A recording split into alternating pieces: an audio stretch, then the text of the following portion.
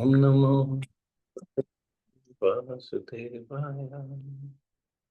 Om Namo Bhagavate Vasudevaya.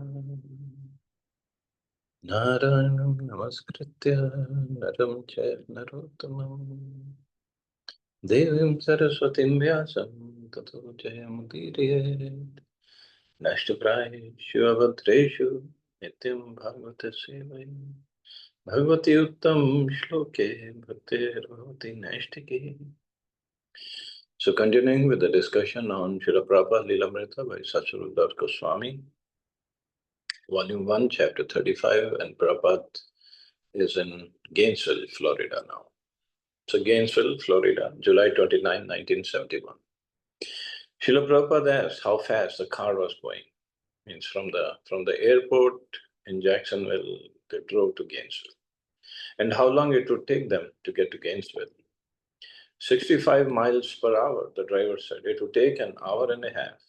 Prabhupada observed the scenery along the highway, pine forests, marshes, exotic birds, and occasional armadillo foraging near the highways. Lotuses and lilies grew wild in the canals along the roadside, and bright sunshine warmed the clear air.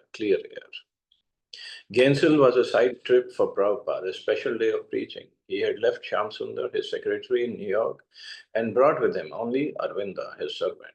He had come for a day to bring the mercy of Lord Chaitanya to yet another city. When the devotees had picked him up at the airport, he had appeared grave, but on catching sight of the devotees, he had smiled wonderfully. And then turning to Hridananda, he had asked, which way? He was like a transcendental fighter asking to be pointed towards the battle. Prabhupada walked along a flower-sprinkled pathway and into the temple, a rented house near the University of Florida campus.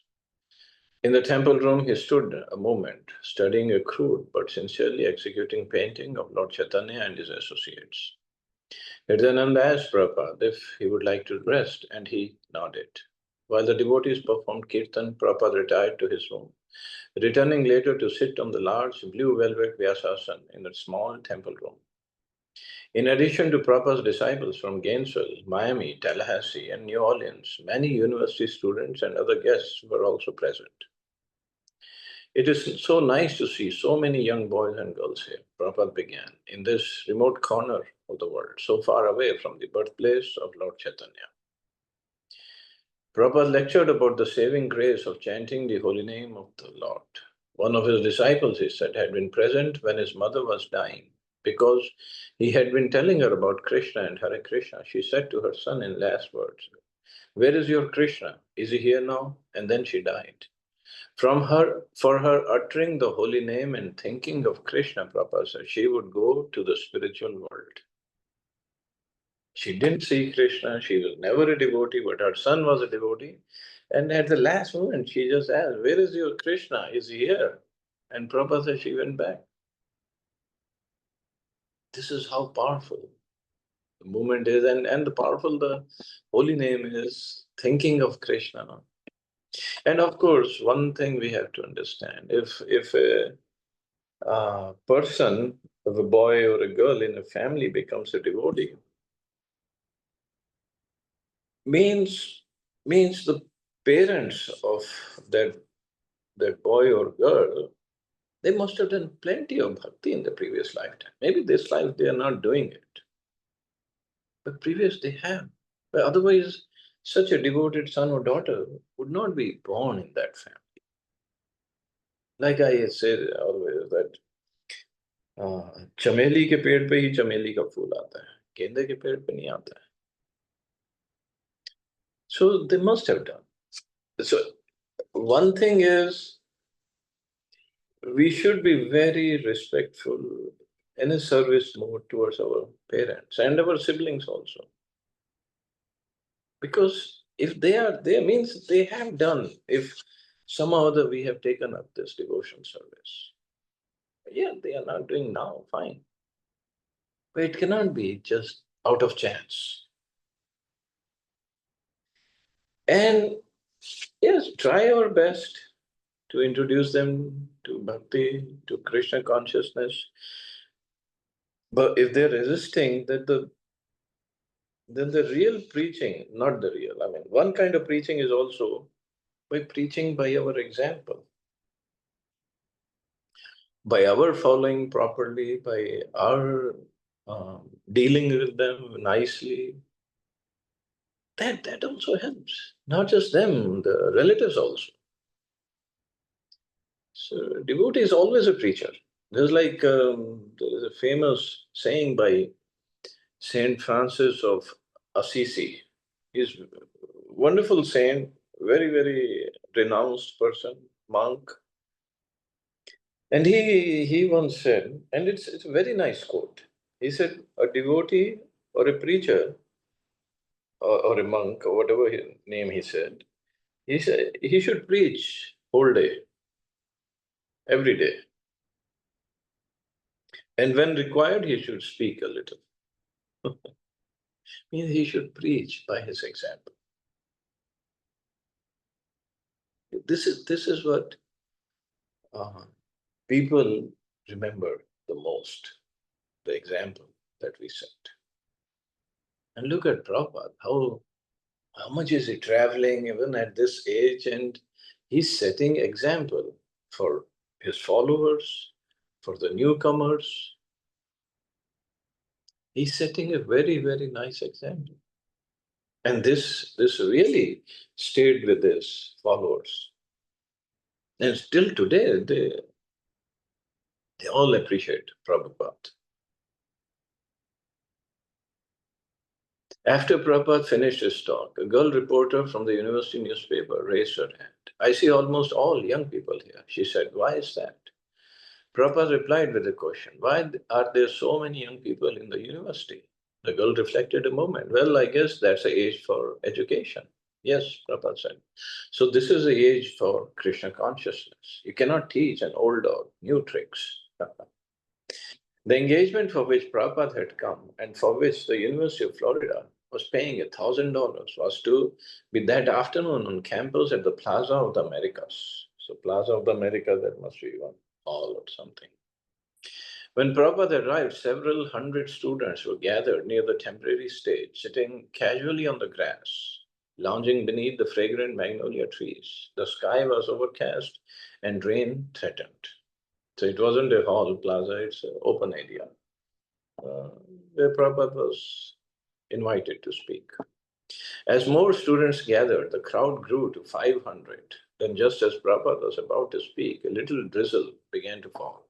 And Hirdanand came on stage to hold an umbrella over Srila Prabhupada. And this is another good thing about America. Students or people in general are open minded. They just came to hear one Swamiji from India. There were no, they were not thinking, why should I go and he's going to convert me or this or that. No, they're very open minded. This is a system they have, whether university or offices or society in general. And that's one of the reasons, because they're open to learning, open to new ideas. They're not close-minded. And one of the reasons, I mean, America is number one country in the world. One of the reasons. Other reasons are also there, but this is one. Prabhupada, sitting on his Vyasasana, said softly into the microphone, someone is smoking, and the students politely extinguished their cigarettes. No sooner did Prabhupada begin his lecture, however, than a dog started yapping. Prabhupada paused. Who is that dog? He asked. When the dog persisted, Prabhupada said, he also wants to talk.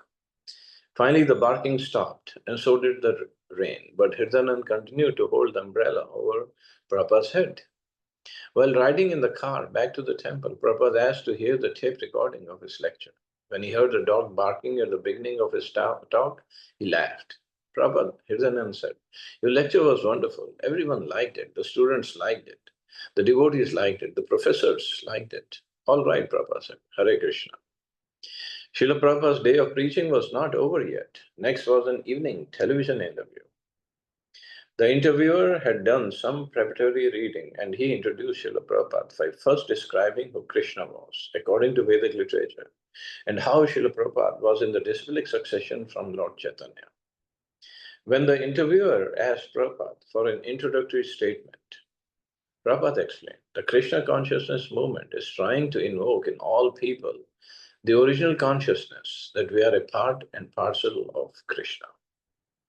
When the interviewer asked Prabhupada, who is your spiritual master? Prabhupada lowered his head humbly and stated the full name of his Guru Maharaj, Om Vishnu Pahan Paramhans Parivrajagacharya Bhakti Siddhanta Saraswati Goswami Maharaj Prabhupada. The interviewer, however, seemed bent on controversy. This is how they get their TRPs. In what way, sir, may I ask, did you think and do you think right now that the teaching of love of God that you're preaching is different and perhaps better than the teachings of love of God that were being conducted in this country and have been conducted in the rest of the world for centuries? Srila Prabhupada, this teaching is the most authorized. That's a fact. We are following in the footsteps of Lord Chaitanya. He is accepted by us, according to the authority of Vedic religion, to be personally Krishna himself. For example, you're the expert in this establishment. If someone is doing something under your guidance and if you personally teach him, do like this, that is very authorized. So when Lord Chaitanya taught God consciousness, God himself was teaching. Prabhupada had answered positively, avoiding the sectarian dispute the interviewers had invited. Yet repeatedly the interviewer tried to involve him in a controversy. He seemed to want Prabhupada to appear arrogant, sectarian, and anti-American. Prabhupada, however, insisted he was not opposed to any other religion, and that anyone in the world would chant the names of God as it appeared in his religion. Interviewer. But there must have been an element of dissatisfaction on your part with the way Godhead was being professed in this part of the world before you came. Otherwise, there would have been no sense in your being here. Srila Prabhupada. It's not just this part of the world. Practically every part of the world has very little interest in God. They have more interest in dog. Prabhupada's answers were strong and philosophically strong. The interviewer, trying his professional best, again interrupted to find some fault. Interviewer. It seems to me, sir, as interpreted in your writings, that there is a very high emphasis placed on the relationship between the individual and God. Yes, that is found everywhere, Prabhupada. Interviewer. Yes, but you place your emphasis on that relationship, then on the relationship between an individual and another. Am I right in that? Srila Prabhupada. We have to establish, first of all, our lost relationship with God. Then we can understand what is our relationship between one individual and another. If the central point is missing, then there is practically no relation. You're an American and another is an American, and both of you feel American nationality because the center is America. So unless you understand God, you cannot understand who I am, nor can I understand who you are.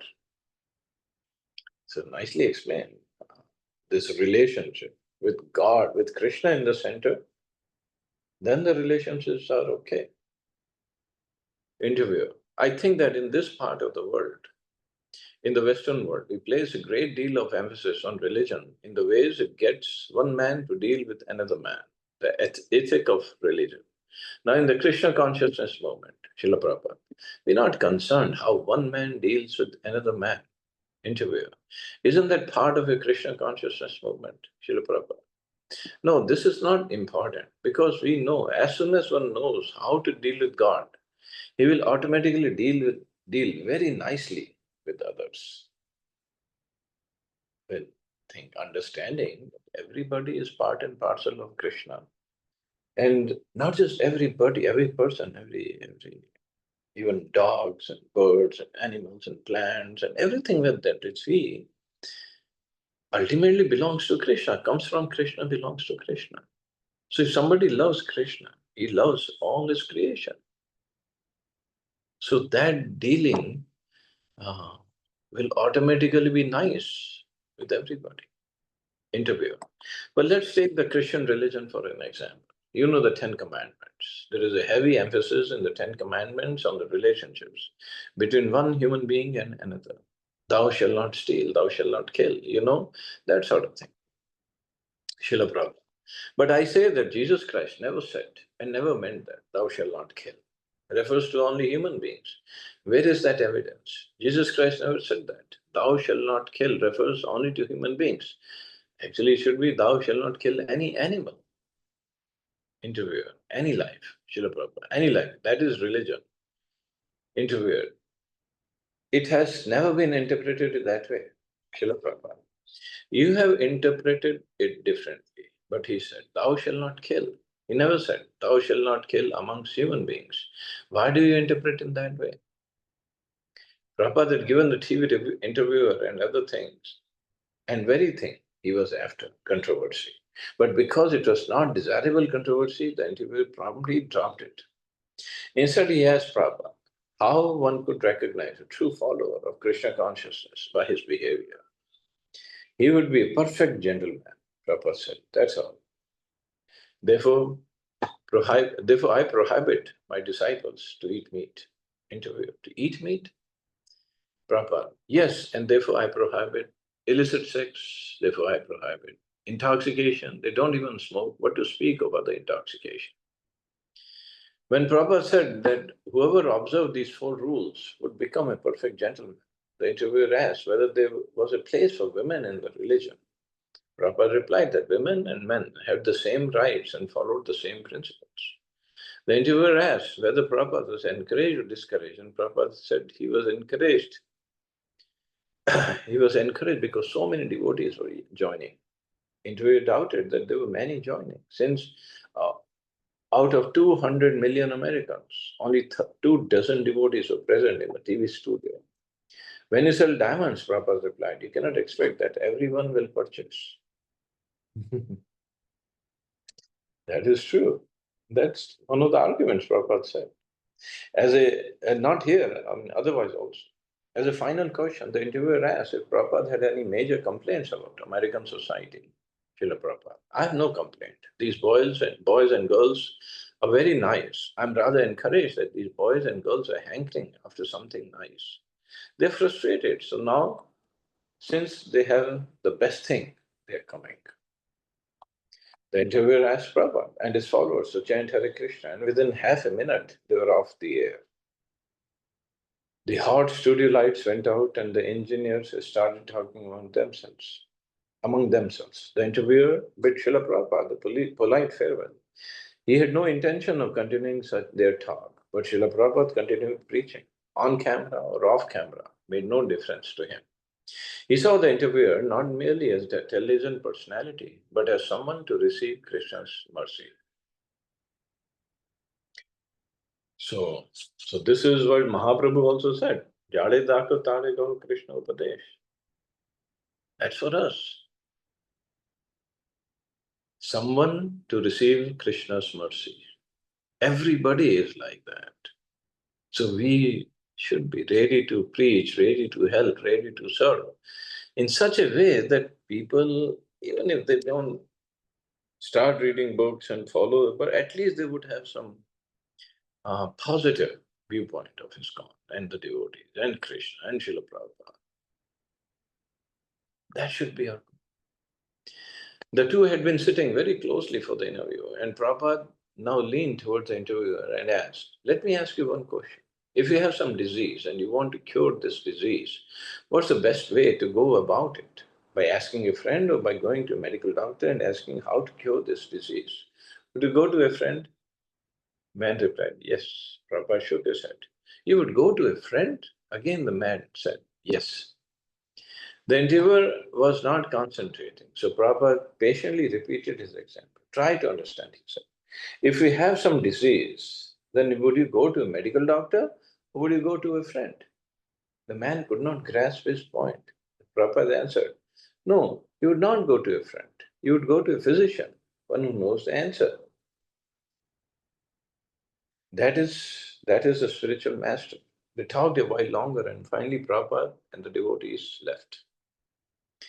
It was almost midnight and Prabhupada went to his room. When he had first arrived in Gainesville, he had agreed to initiate the 5 eligible candidates and had even taken the japa beads. But now the day had passed and there has been no initiation. And Prabhupada still had 5 strands of beads. Joseph and Sam, who had come all the way from New Orleans, and David Liverman and his wife, Adrienne, and a Gainesville boy named Gary, were all in anxiety.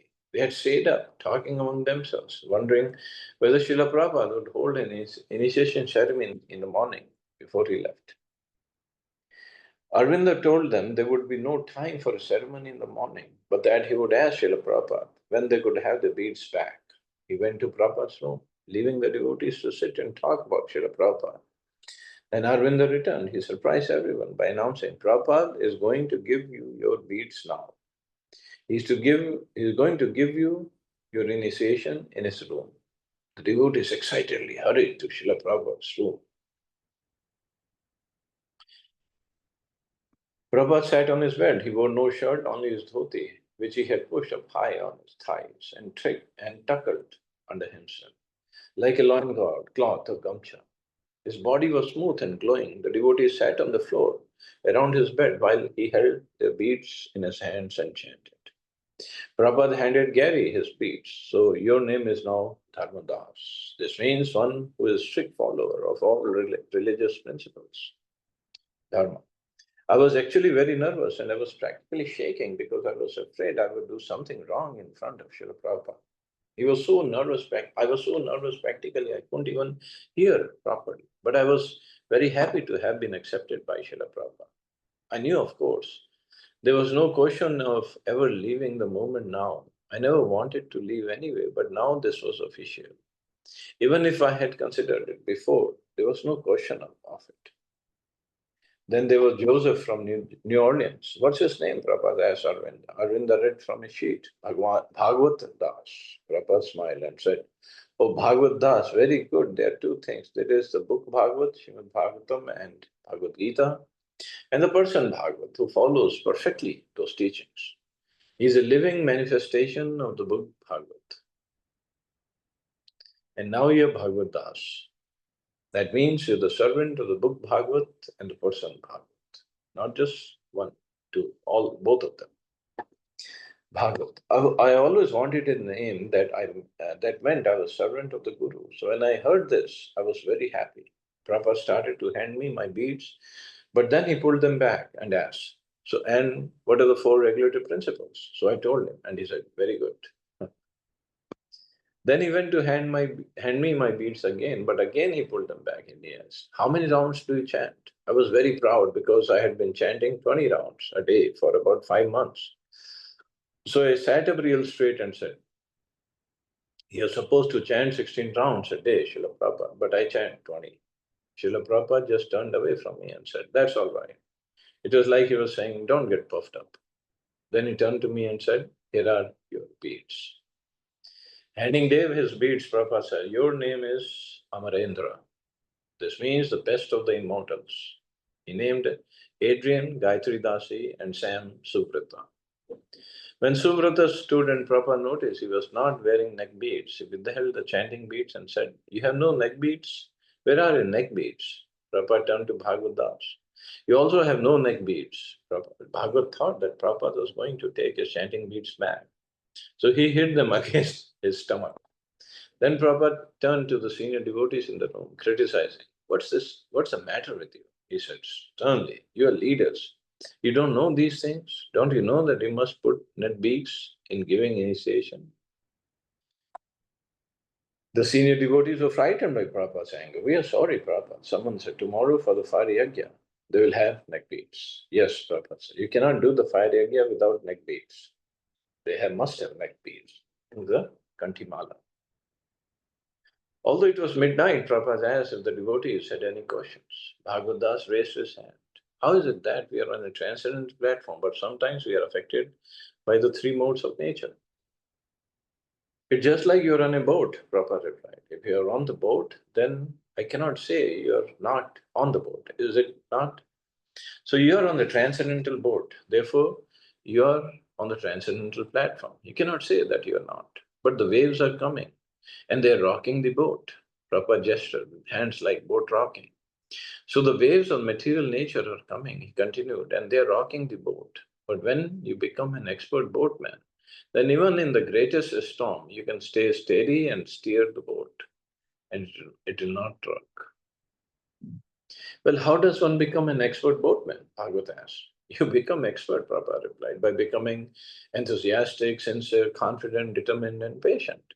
Since Bhagavad's anxious face, Prabhupada added, and you must be patient. Everything will come in due course.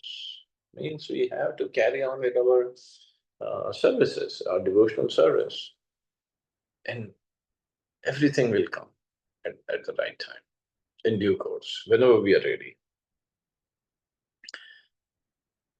Sitting informally on the bed in his abbreviated dhoti, Prabhupada had answered Bhagavad's question in such a way as to fully satisfy all the devotees.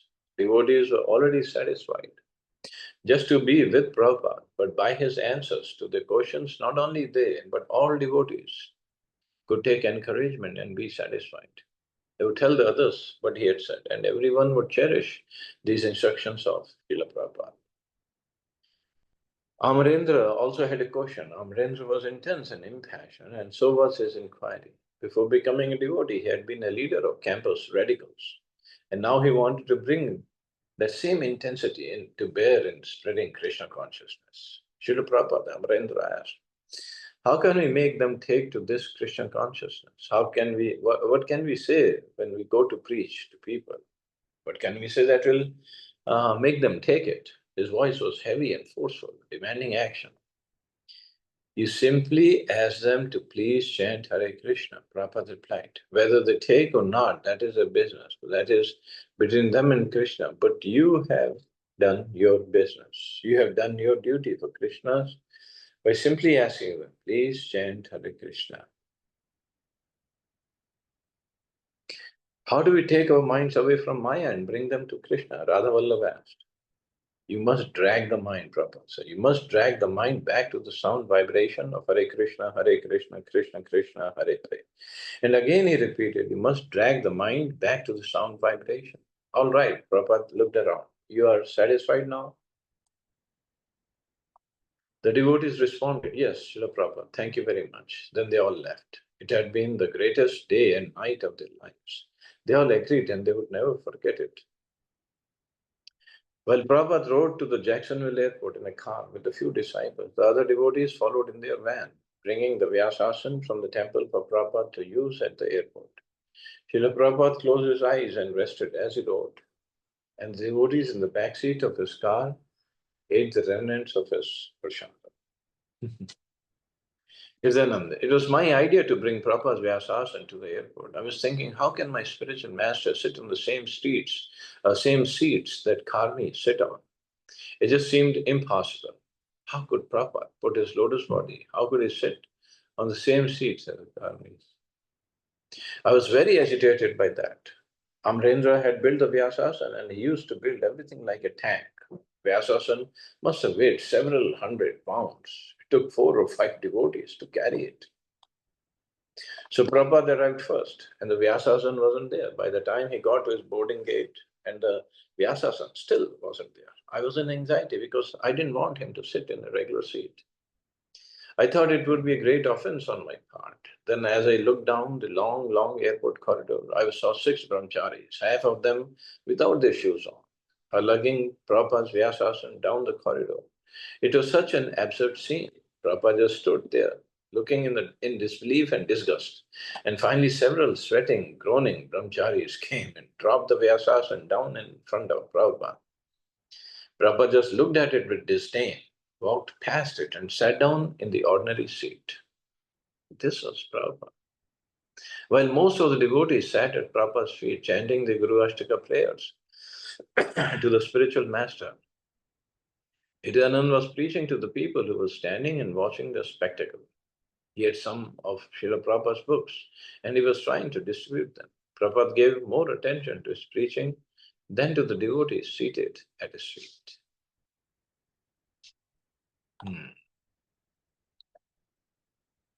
So then he left, and I guess we can stop here because chapter is starting afterwards. See anybody has any questions or comments?